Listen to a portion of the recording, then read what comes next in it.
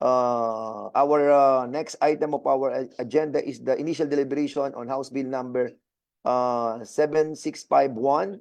So the chair would like to recognize Congressman Chino Almario for your sponsorship remarks on this House Bill number 7651. You are recognized. Thank you, Mr. Chair, and good morning to everyone.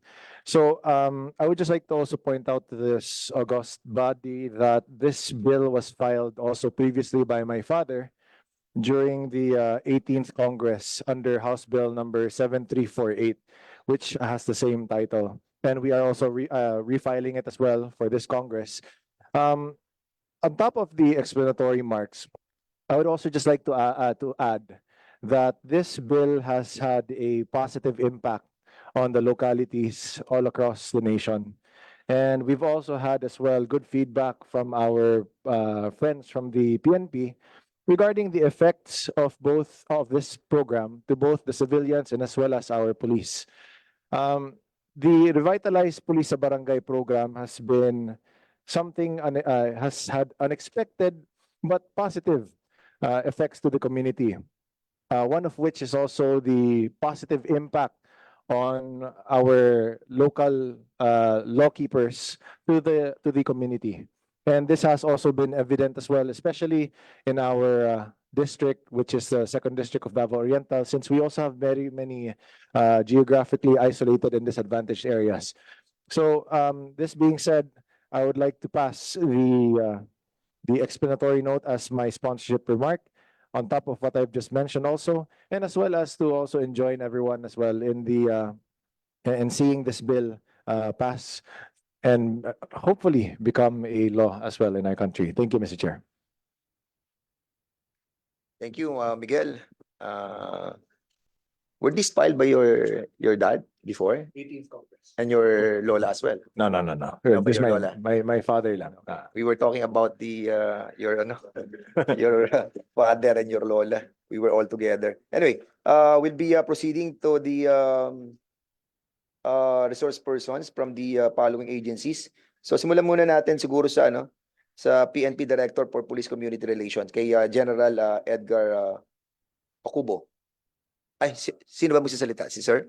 Okay, sige sir.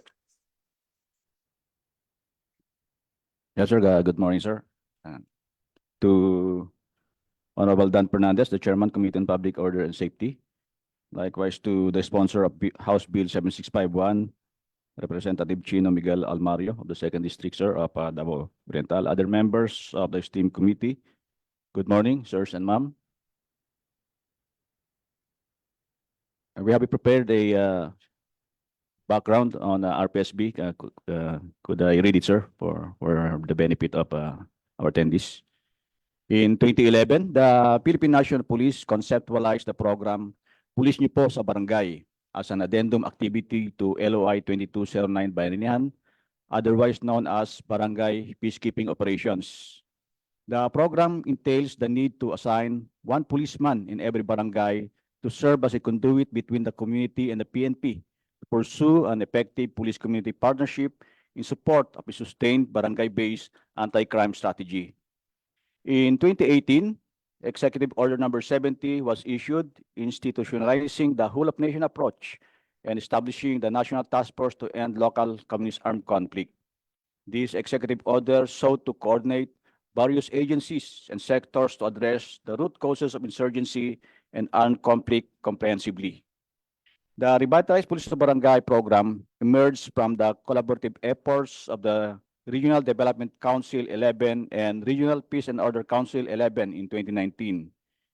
During a joint meeting, these councils agreed to align development interventions with conflict-affected barangays.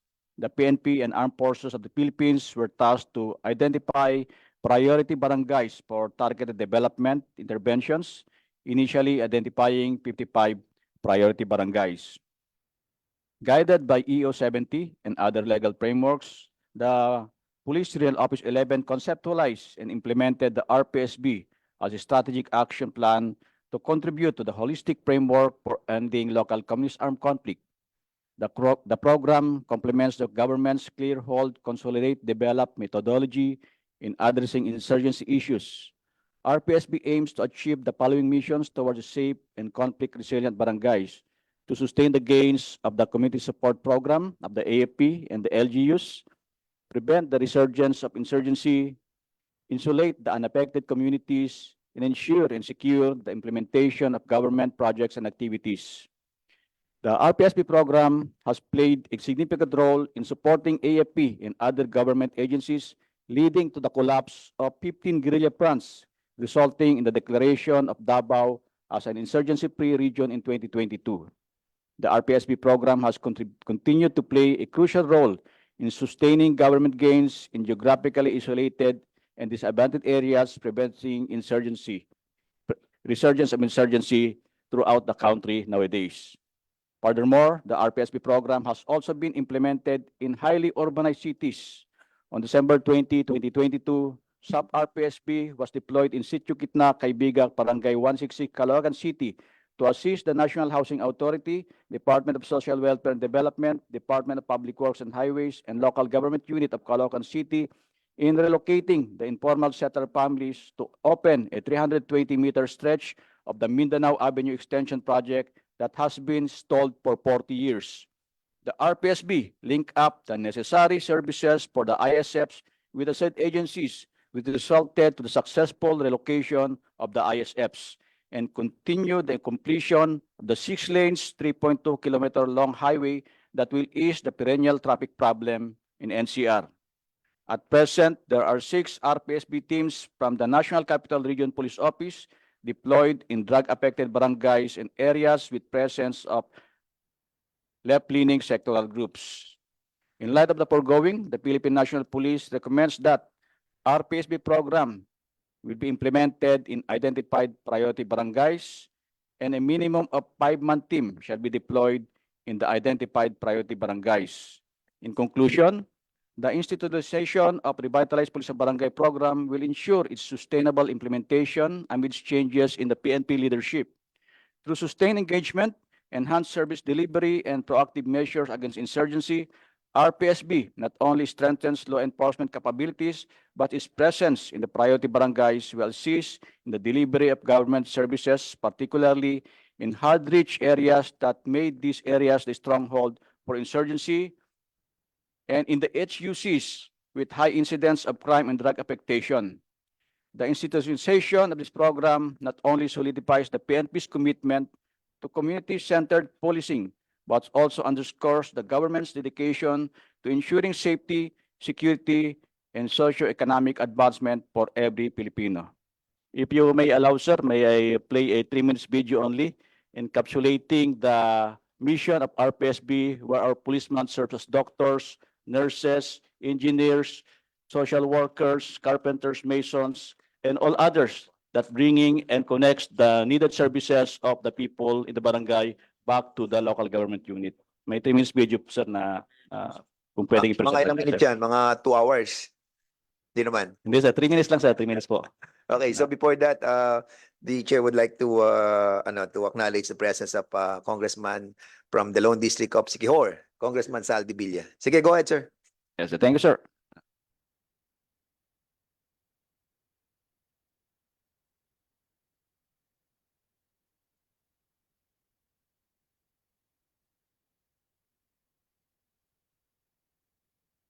The music of the video, sir, is original composed also of by the PNP. Isang paring police, sir, yung nag-compose nun, which yung nilagay niya, sir, background dun sa music video.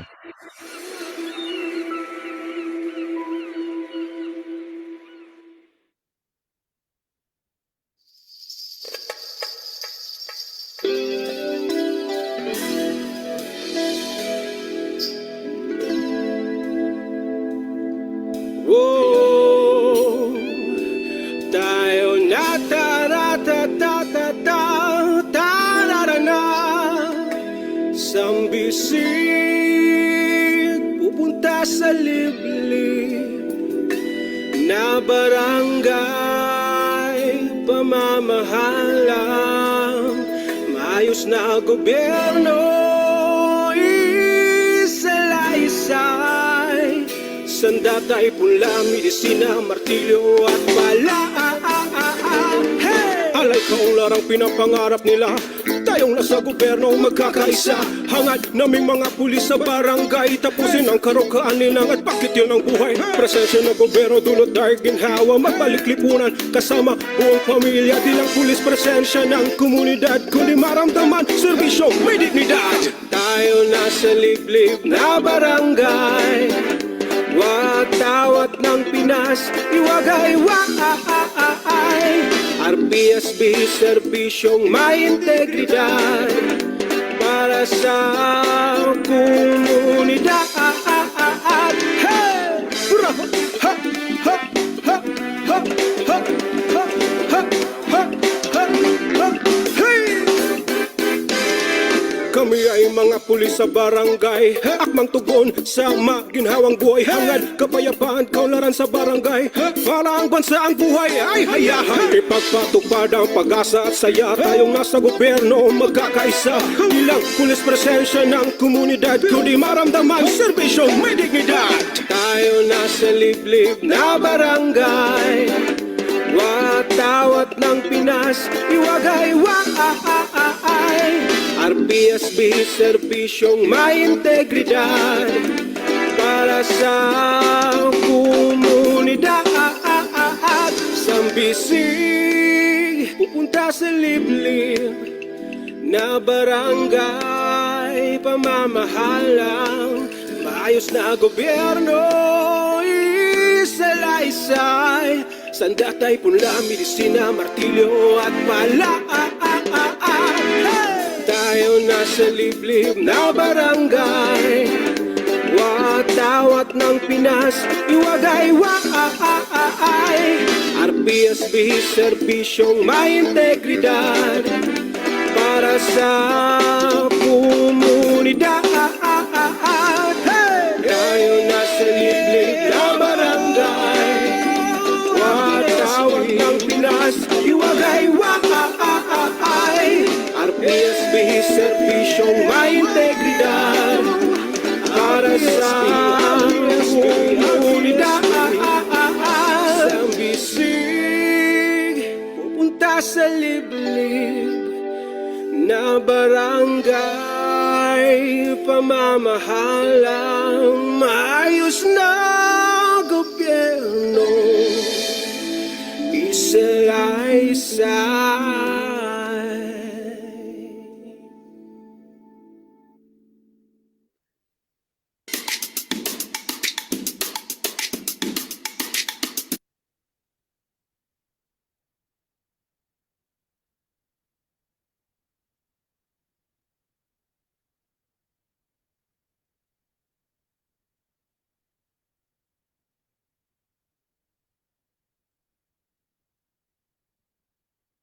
Okay, maraming salamat. Sino nag-direct ito, if I may ask? Yes, sir. Apa. Sino nag-direct nung video presentation? Ang DPCR, sir, the Directorate for Police Community Relations. po. Magaling, kukunin ko sa pelikula. Okay, so we proceed to next ano? Before we proceed, the chair would like to recognize our vice chair from the 3rd District of Quezon, Region 4A, Congressman Reynante Arrogancia. And also Congressman Bosita from One Rider Party List. Yan. Yan. Okay, so punta tayo sa NTF LCAC, si Director Ferdinand Baharin. Ano masasabi niyo po dito sa bill na to? Sino ba sa NTF? Ito, sa LCAC. Sir, good morning. Please allow me to read the support of the NTF LCAC to this endeavor. As it was presented a while ago, the Revitalized Pulis sa Barangay trace its roots from the PNP's program, Pulis Niyo Po sa Barangay in 2011, which was enhanced in 2015 by the new brand name of Revitalized Barangay Peacekeeping Operations. The program envisioned to deploy one policeman in each of the barangay nationwide to be the channel of efficient communication between the PNP and the community, to have a well-organized and effective police-community relations and partnership in support to a constant and operational anti-crime strategy. This program is also a venue to closely coordinate collaborate, cooperate, and converge of all the efforts of the PNP and the barangay populace to eradicate all kinds of criminality and terrorism in the barangays. Recognizing the effectiveness of the program, the Regional Police 11 modified and strengthened the police New Po sa Barangay program into an expanded program called the Revitalized Pulis sa Barangay in the year 2019 as its effort to support the National Task Force to End Local Communist Armed Conflict, which was founded in December 4, 2018 through the issuance of the EU 70 that institutionalizes the whole of nation and whole of government approach anchored on good governance in attaining inclusive and sustainable peace and development in the geographically isolated, in disadvantaged areas, as well as in conflict-affected and vulnerable areas.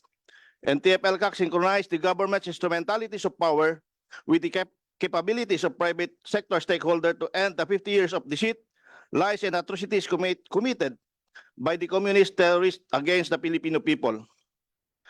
Since its inception, the R-PSB has been successful in supporting the peace, law enforcement, and development support cluster of the Regional Task Force to End Local Communist Armed Conflict 11 in defeating the CPP, NPA, NDF in Region 11, which is the Davao region, that led to the successful dismantling of 15 active guerrilla fronts, which eventually led to the declaration of Davao region as insurgency-free by no less than the President of the and Chairman of the NTF-ELCAC, His Excellency Ferdinand R.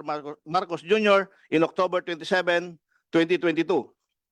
At present, with the unwavering enthusiasm of the police cadres of the R-PSB, they played a major role in the sustainment of the gains of the community support program operations of the AP, and they were able to cut the symbiotic relationship and technical and logistical support of the white area committees to the red areas, thereby preventing the resurgence of the CPP, NPA, NDF in the whole of Region 11. The R-PSB is deployed to CSP cleared barangays from CPP, NPA, NDF influence to sustain the gains and continuously address the issues and interventions identified by the CSP operators that will eventually transition into the conduct of retooled community support program operations of the Department of the Interior and Local Government to further boost the delivery of basic social services that will address the drivers of insurgency to include the agrarian revolution issues, poverty, lack of economic opportunities, social injustice, and inaccessibility to government services. As of this date, January 30, 2024, there were no reported recruitment and extortion activities made by the CPP, NPA, NDF in the said region. The failure of the CPP, NPA, NDF to recover is due to the effective implementation of the limited R-PSB programs, projects, and activities in the barangays, thus isolating the local populace from the CPP, NPA, NDF propaganda and hate narratives, as well as to their extortion activities. Be that as it may, the PNP should not just enjoy their laurels of victory and lay down their guards, but instead, they must propel to be more proactive in sustaining the gains of the overall success of ending the local communist armed conflict in the country. For despite the gains the government has achieved, the threats posed by the remaining number of the CPP and PNP remains as the major internal threat to the peace and order situation of the country. It has been proven in the past that the CPP and PNP is always resilient in rebounding and recovering from their losses. A classic example was in the 1990s when they were on the verge of collapse, but they were able to recover and become once again a serious threat to peace and development in the country. The recovery efforts of the CPP and PNDF and the presence of the remnants in the cleared barangays and communities from their influence should not be belittled and still demand the whole of government approach and whole of society participation to totally eliminate the CPP and PNDF threat in the vulnerable barangays and in geographically isolated in disadvantaged areas that are still the presence of the main drivers of insurgency, such as agrarian revolution, poverty, lack of economic opportunities, social injustice, and inaccessibility to government services. The successes of the implementation of the R-PSB in the Davao region only shows that this one of the PNP's best practices could be institutionalized and implemented on a nationwide scale in order to be more responsive to the implementation of the programs, projects, and activities in the cleared barangays from CPP and PNDF influence in order to deny the recovery and expansion efforts. Once institutionalized, it is envisioned that the R-PSB shall be the facilitator of all agencies and stakeholders in bringing the needed services in the geographically isolated, in disadvantaged areas, as well as in conflict-affected, in vulnerable areas that are not easily reached by the government instrumentalities.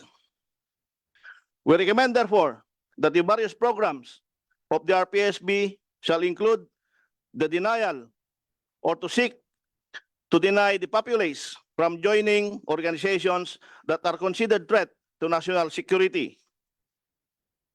In fact, the R-PSB is very effective when deployed in urban areas, aside from the red areas such as in the key cities of Metro Manila, the cities of Cebu, Iloilo, Davao, Baguio City, and other cities and town centers nationwide where the CPP, NPA, and the urban operatives are frequently seen, felt, and operates.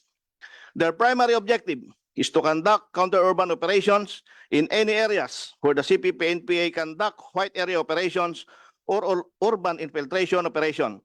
It is to concentrate R-PSB efforts in the paralysis against their party organization and party leadership, which means that the paralysis efforts must concentrate on elimination, neutralization, and dismantling of core cadre committees or core cadre leaders that provide leadership at every level of every operations of the CPP through effective police operations. Since the PNP is deployed everywhere in the country, the R-PSB can surely address the white area operations capability of the CPP regional party committees and district party committees in their operations to establish party branches in key territorial areas down to the level of district party committees. The R-PSB operations will address the underground mass organizations and underground support network of the CPP, NPA, and NDF so that they cannot be successful in developing underground mass movement and party building. Hence, their deployment in these urban centers will surely reduce or totally eliminate the CPP, NPA, NDF recruitment in the student and youth sector, trade union that includes the labor sector, transport sector, and urban poor, women's sector, middle forces to include the professionals, religious sector, and other advocacy groups, and the peasant sector composed of farmers and fisher folks. The program shall also prepare the PNP to take the lead in addressing internal security, that the AP prepares for more important tasks and mission and external security to secure the integrity of the country's sovereignty from foreign threats. The institutionalization of the R-PSB will also provide the PNP with the elbow room to program needed capacity building training and funds for each identified programs, projects, and activities that will be implemented where the R-PSB will be deployed to sustain the gains of the CSP and RCSP and the whole efforts of the government to address the drivers of insurgency and to totally end the local communist armed conflict. Thank you very much, sir. Okay, thank you so much, Director Bajarin. Before we proceed, Chair would like to acknowledge the presence of our congressman from the 2nd District of Davao de Oro, Region 11, Congressman Ruel Peter Gonzaga. Sir, welcome. So, may first question, no? May tanong lang ako, Bajarin, are you, what do you call this? Do you have the authority to tell us how many percent were already been successful in the operation of the NTF LCAC? So, in other words, kung Region 16 yan, sa ilang region na po ang cleared? Actually, sir, since the start of the operation of the NTF LCAC in 2019, we have 89 active guerrilla fronts. As of today, sir, there are only 11 guerrilla fronts that are already actually they are already considered weakened guerrilla fronts. So therefore, We don't So, have any active guerrilla fronts right now. So 18 before, 89 before, sir. 89 before. Yes, sir. So ngayon, We only have 11 remaining. 11 pero hindi sila active. Yes, sir. They are all weekend. Subdued. Yes, sir. So in other words, yung tanong ko, na region 1 to 17, ilan ang clear dito? Kasi I heard that the military would like to propose to the president that all those regions will be declared insurgent free.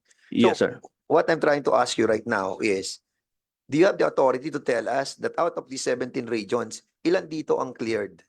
Sir, so far we only have 3 regions declared as insurgency free. We have Region 1, we have Region 11, and we have Region 9. And NCR? NCR, sir, is we still have this white area operations and NCR. The white area operations, sir, this is where the organizations supportive to the CPP and PNDF are staying. And they have So, still... politika. Yes, sir. NDF. Yes, sir. So, ibang klase ng warfare. Yes, sir. It's not a... However, sir, the NDF are also the one recruiting in our schools, in our companies.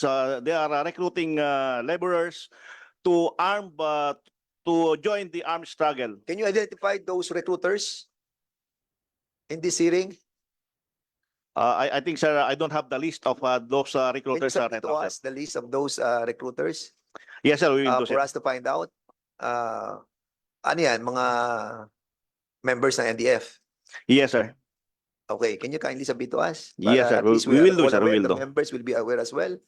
Kasi yung in relation to the bill of Congressman Almario, it's very imperative that we really put policemen on barangays, yung R-PSB. Can you kindly tell us that this is one of the elements that make the NTF LCAC so successful? Yes, Ito sir. ba? Yes, sir. The number one there, sir, is the reduction or the complete stop of the recruitment in the white area. Because if we could stop the recruitment in the white area, automatic, sir, there will be no support going to the red areas. Okay. Police, naman sa PNP, ilan ang natin, ang force natin? 222,000 ba ang police force? Yes, sir. Good morning, sir. Bali po sa latest rank profile namin, sir, mayroong at least 231,830. How many barangays do we have? We have 24,000, around 27 barangay So po, sir. 24,000 will be deployed to the different barangays if ever that this bill will be institutionalized. So what will be the effect of those 24,000? Kasi kung one police, one barangay, yun ang proposal mo, Congressman Almario, di ba? One police, one barangay. Barang ba? No specific. At least one. At least one. Oo. Ayan. At least Siya, one per one barangay yes. police designated. Oo. So kung 24, kung dalawa yan, that will be 48,000. Yes, sir. So But, what would be the probability that this bill, if been acted upon and became a law, what will be the effect of that? For example, two per barangay, that will be 48,000. What will be the effect on the the capability of the PNP per se sa inyong function as an organization? yes, sir. We Epekto have options, sir. The first option, sir, is i-priority muna natin yung mga gidas and gikas barangay which are really on the far-flung areas. And Priority medyo muna sila. Yes, sir. And medyo mahirapan po tayo sa proposal na one policeman per barangay. Kasi nga, as nasabi po ng NTF LCAC, may mga weekend guerrilla plans pa. And the strength almost reach 10, 20 pa sila, 30, kahit weekend. Pero sir. sinasabi nila deterrent din yun eh. And because nagkakaroon nga ng remnants, nag-remnants na lang, tapos pag nawala yung visibility ng police, so somehow bumabalik sila eh. Yes, Yun ang sir. nangyayari. So I think this Yes, is sir. very important eh. Yes, Yung kanyang sir. bill eh. But Eh, ang problem is, kung maglalagay tayo ng 24,000 or 48,000 doon, which I think is better than putting all those personnel in the station and doing nothing. Alam mo, nagiging complacent yung mga pulis natin, nandun lang sa station eh. Ngayon, di na nga umiikot eh. Tama I remember one congressman was saying to us eh, nung time daw nila, ikot sila ng ikot sa mga kalye, lakad ng mga pulis. Ngayon, ang mga pulis, andun na lang sa mobile patrol car nila, o kaya nandun na lang sa station. Kaya makikita mo mga pulis, ang lalaki na tiyan. Yes, sir. So, yun naman biro lang. Pero ang sinasabi ko, it's better that we put those people, those personnel, no? 48,000 yan, na nakakalat sa mga barangays. Para kumikilo sila. Pero may tanong ako kay Congressman Almario. Kasi Yes, Mr. Chair. I have read this, this bill last night eh. Ang nakalagay dito, parang may nabasa ako that those, if maaari, yung mga policeman na taga doong barangay na yon, doon mo sila i-assign. Kasi yung dialect, yung culture, alam na. But of course, baka maaaring maging masyadong complacent yun naman yung police dahil nandun sa barangay na yon. Familiar yung okay siya yung advantage niya, familiarity. But the disadvantage is, kung halimbawa ando na siya, doon mo na lang siya matatagpuan, nasa bahay na lang, natutulog na lang lagi sa bahay niya. So, there are those disadvantages as well. So, ang tanong, would it be possible na hindi siya doon sa barangay niya? Kumbaga sa other localities. Because we can assign somebody else who knows the dialect, who knows the culture, but not exactly on that barangay, on that city, or that municipality. Okay, thank you, Mr. Chair. The point is actually very well taken. There is the spirit behind the inclusion of item B, section 5, which is that the barangay police should be native to the barangay, was to be able to introduce a local police force that is also well accepted by the local community in an instant. However, that being said, also with the consideration of complacency, we can either put in additional guidelines in the IRR to also add guidelines maybe as to at least to prevent complacency from the police. But we can also as well maybe add to the existing bill to include guidelines that would allow the police to be highly effective and to prevent also complacency in the barangays. So, Congressman Almario, kasi sa section 5, letter B, nakalagay doon, they must be native to the barangay. So with that, most likely we can somehow put some amendments on this section 5, letter B, to put what do you call this? Some parang form of amendment on this on this section. Would you be agreeable to that? Yes, Mr. Chair. Okay. Siguro with that, maganda naman tong bill eh. Kung wala naman mga katanong yung ating mga kasamaang congressman dito, I think aproba na po natin to. Napakaganda naman. Siguro this will be also referred to Committee on Appropriation, no? Kasi may funding requirements to. So siguro kung wala namang question yung ating mga kasamahan, may I request for a adoption of this Congressman Gonzaga, please. This is with regard to the requirement of the barangay police shall be native to the barangay. My question here to the PNP, sir, if we have to adopt this as one of the elements, they must be native to the barangay. Mawawalan kayo ng flexibility dyan. Hindi nyo na ma-reassign yung police to the other barangay because he is considered as a barangay police. So ibig sabihin, kung si Juan de la Cruz ay taga isang barangay, for example, Barangay de la Cruz din, doon siya ma-assign because he is native to the barangay, mawawalan ang fleksibilidad. Yung PNP dyan, sa hierarchy ng PNP, na ililipat siya kasi there is this requirement, he must be native to the barangay. Please, what is your take on that? Yes, sir. Thank you, sir, Mr. Chair. Tama po yan, sir. If mag-limit lang tayo ng police na native siya sa barangay na yan, baka maubusan po yung isang area ng taga-native doon. Kaya kailangan po, sir, flexible tayo. Maganda nga yung nagro-rotate, sir. Nagro-rotate yung police natin. Hindi sila maging permanent doon. Dun sa deployment po namin ng R-PSB, it's a 6 months immersion. After 6 months, sir, bagong batch uli for them to engage and get experience dun sa community policing ng R-PSB. And then, kung maari, sir, our smallest unit sana is a 5-man person, 5-man team, sir, kasi yun ang presence pa ng mga weekend guerrilla plans nandun pa. And then, siyempre, pag mag-assign ka ng isang police, sir, minsan may maraming problema po yung police. Schedule siya for medical, schooling, pinapareport siya for accounting, and siyempre, medyo malungkot dahil nag-iisa siya, sir. So, smallest team sana is 5. And then, para magkasya lahat, sir, we cluster barangays from 3 to 5 barangays na alagaan po ng team na yun. Yeah, yeah, yeah. And then magkakasya naman po, magkakasya. Okay. So, Congressman Gonzaga, I think valid yung ano niya, observation ni Congressman Gonzaga, no? Before I recognize Congressman Acharon, siguro pwede na natin isama yun sa amendment subject to style, no? Proposal natin. So, sige, Congressman Acharon. Thank you, Mr. Chair. I think I share the concerns of Congressman Calderon and also of the chair about making an amendment on this respect, because really, other than the old maxim that familiarity bridges contempt, at saka yung laxity ng performance, halimbawa ng isang pulis na nakasin sa isang barangay dahil taga roon siya, may problema din po tayo sa enforcement function ng isang pulis na magiging familiar na sa mga kababayan o kasama niya doon sa barangay.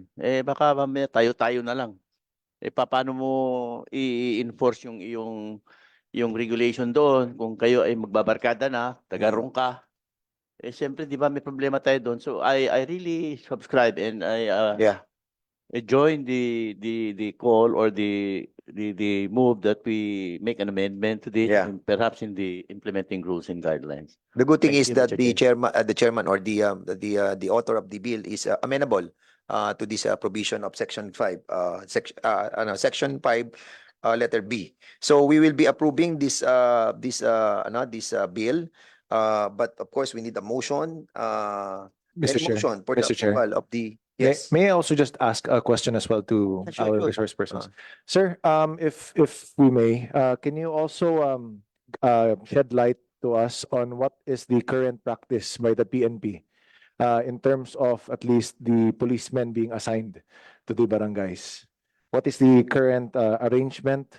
Where are they from? So that we can also shed light as well to us in the committee. Yes, sir. For the current practice po ng PNP, hindi naman namin in-observe talaga yung taga doon yung pulis na nilagay namin sa barangay. Minsan maganda nga po siyang hindi taga doon dahil magde-develop siya ng relationship, and then hindi siya basta nakakausap din ng mga tao na may kalokohan na iniisip dahil hindi nila kilala. And maganda nga yung walang relative kasi mas ma-enforce niya yung mga functions niya, yung law, yung peace doon sa certain areas. So minimix lang po namin, sir. May team na taga doon, may member na hindi taga doon po. Nagmimix lang po, sir, kasi hindi namin kayang i-comply yung talagang taga doon siya na doon na siya.